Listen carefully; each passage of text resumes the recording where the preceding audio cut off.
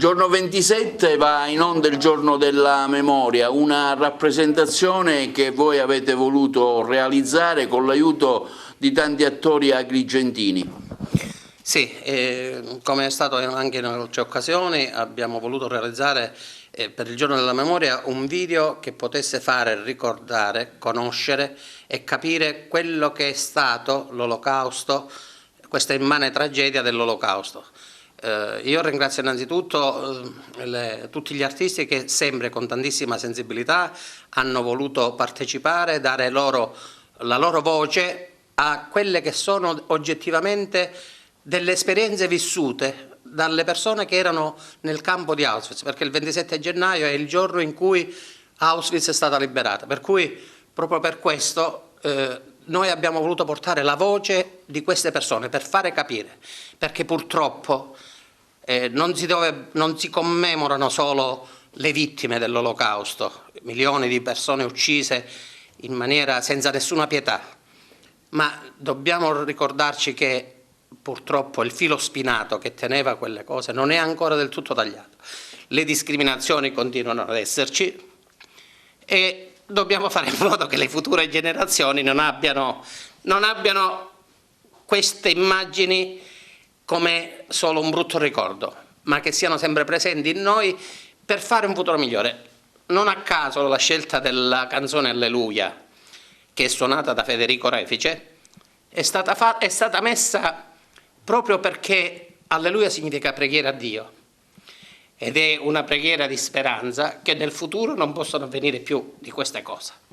Ho scritto una poesia, tanto per cambiare anime.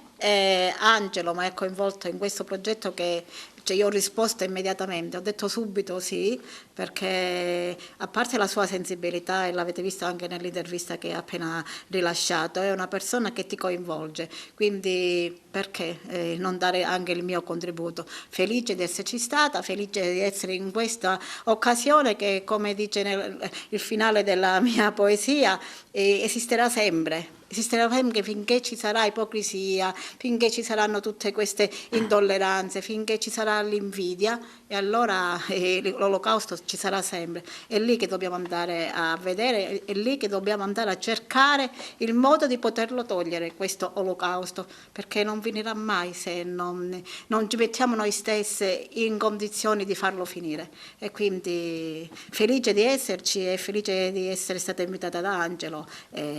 E felice di aver conosciuto bellissime persone. Abbiamo voluto portare in scena, io e Gero Ferlisi, l'amore nei campi di concentramento.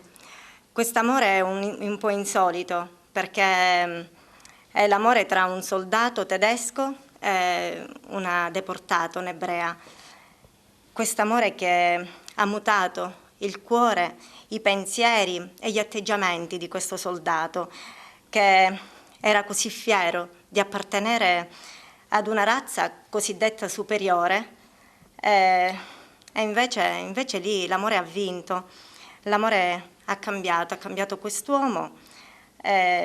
Abbiamo voluto rappresentare appunto questi due innamorati che hanno vinto su tutto, hanno vinto, e possiamo dire che l'amore può nascere ovunque e in qualsiasi circostanza, perché l'amore non ha limiti di appartenenza.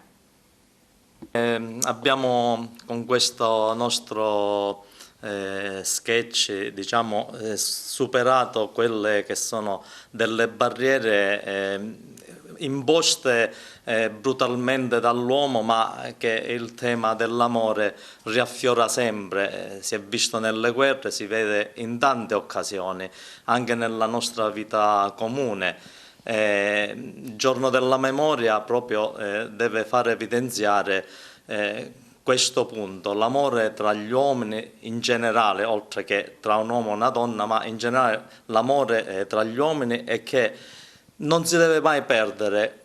Questo esempio brutto è stato veramente un periodaggio che non doveva succedere, ma è successo e quindi noi non lo dobbiamo dimenticare e dobbiamo sempre trasmetterlo insieme a tutti i valori dell'amore, dell'umanità e dell'amicizia.